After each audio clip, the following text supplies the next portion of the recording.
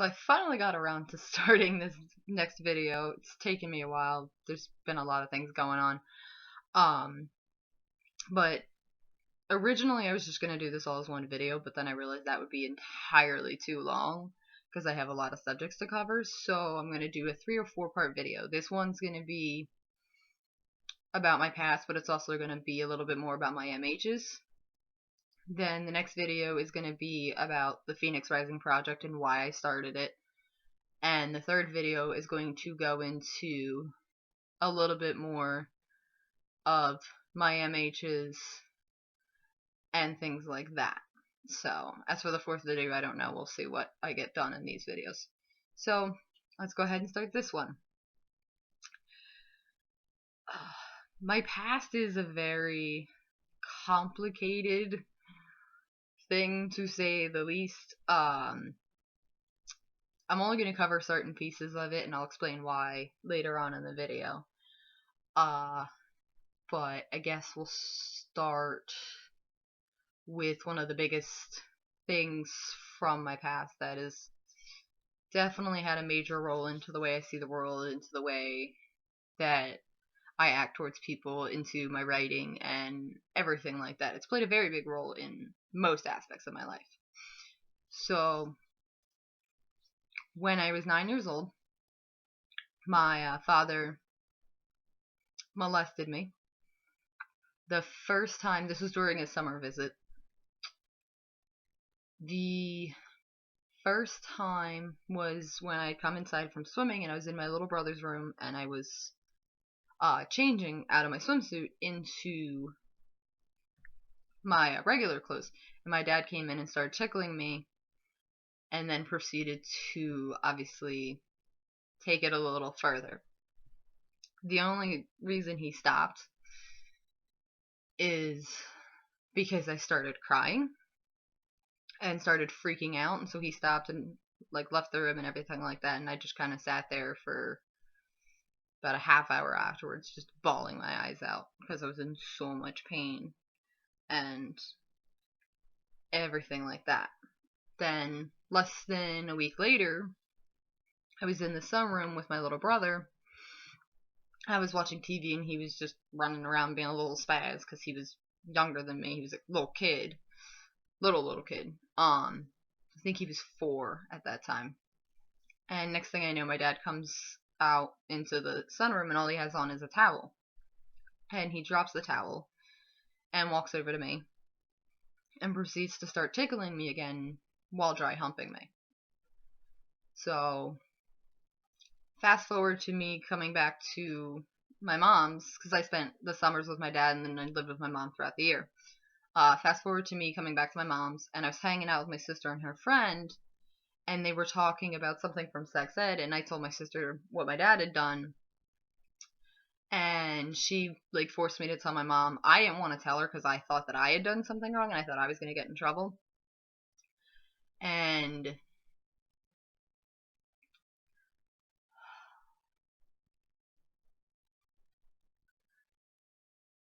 the molestation definitely has affected me in a pretty serious way, but nothing has ever affected me as much as having to sit there and see the look on my mother's face when I told her what happened. I will always remember that look. That look is forever seared into my brain. It is hard enough to go through that especially from one of your parents, but then to watch your other parent just go through so much pain and anger and fear and just so many emotions, it's horrible. And the biggest thing about it that gets to me is she blames herself for it. She thinks that this is somehow her fault, that she should have known better, she should have been able to protect me, or something anything along those lines. And I've tried to tell her that this isn't her fault. There's nothing she could have done to prevent it. And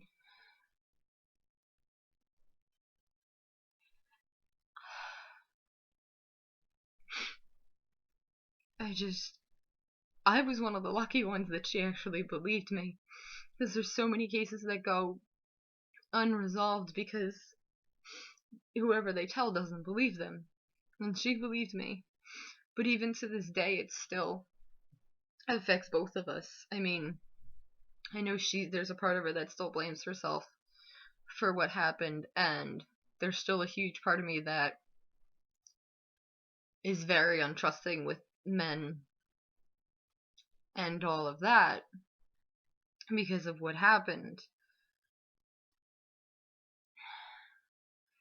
I always say that it's not the monsters hiding under your bed that you have to worry about, it's the monsters hiding in front of you in a sheep's mask.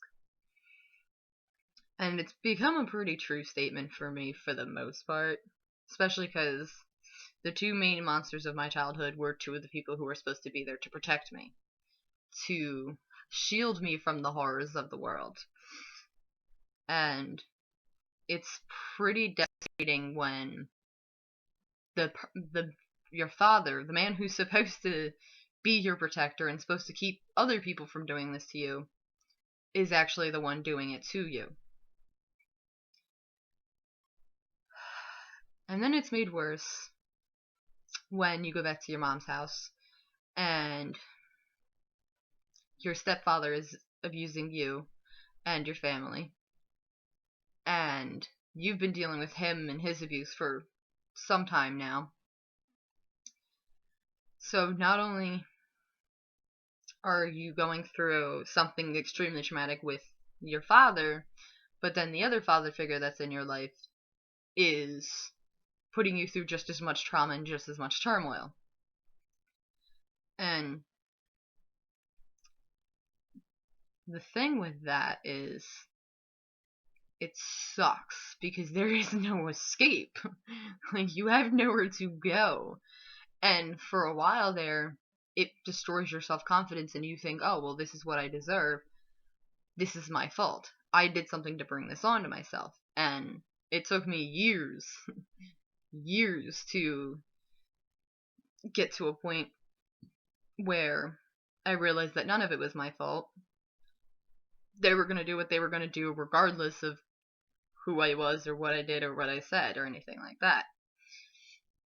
I mean, it sucks too because of that. I've gotten into some pretty bad relationships. I've gotten into relationships where the guys have just treated me like crap, where they've taken advantage of me and things like that because I had no self-confidence, I had no self-worth, I just felt like this is all I deserved. And then I finally hit a point where I was like, no, I deserve much more than this. Relationships like this isn't supposed to this isn't how relationships supposed to go.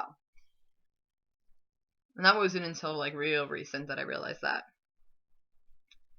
So those are two of the biggest issues.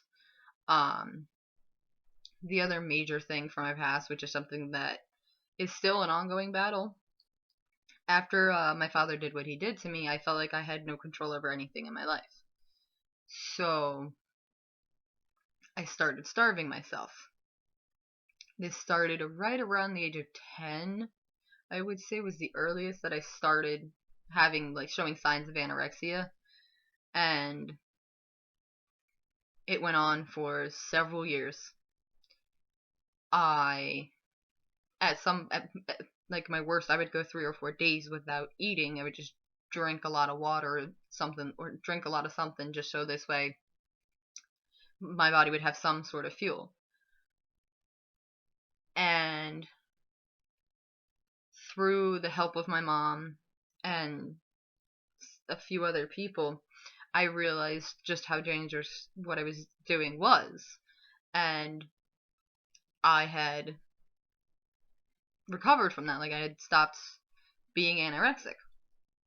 And then over the last couple years, I've slowly been going through points where my anorexia comes back, and I've been going through points where it's gone.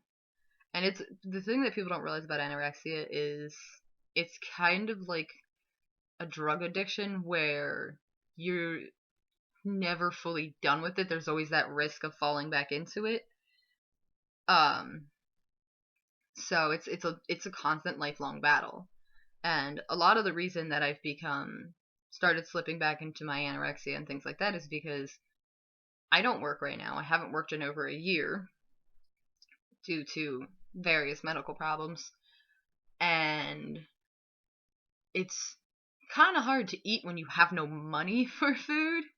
Makes it really difficult.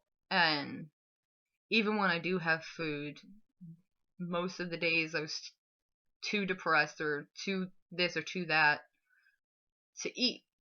Or I'd stay in my bed all day because of like my depression or my pain or various other reasons. Or I would just straight up forget to eat. Like at this point, because I've had it for so long, it's not even a conscious decision anymore. It's not that I don't want to eat, it's just that I forget to eat. So that's been a long battle that I still deal with to this day. Now, there's other things from my past, but those are the things that I know for sure definitely happened and I definitely went through. But part of having bipolar or rapid cycling bipolar with schizophrenic tendencies, well, with paranoid schizophrenic tendencies, is things aren't always what they seem. What you think happened or what you feel happened or what you might know happened might not have happened or might not happened in the way in which you think it did. And that's one of the most frustrating things because when I tell people stuff about my past, I'm convinced that it's fully true. Like, my brain is telling me that this really happened. But in all actuality, the possibility of it not actually happening is is a pretty significant chance. But the thing with having the MHs that I have and going through what I've gone through is your brain reaches a point where it can only take so much. So it convinces you of different things or changes around stories or gets dates all confused and stuff like that. Or it gets the events in which they happen and what actually happened during these events skewed and things along those lines. So people think that I'm a compulsive liar or that I'm making things up or that I'm lying to them to get pity or attention or that there's some nefarious reason behind me telling them the things that I tell them, and then they find out that that stuff's not actually true. Here's the thing. As far as I know, it's true. I'm not lying to you for any reason. Like, it's not purposeful. It's not a pre-planned, devious, like, thing to get a specific reaction out of anybody.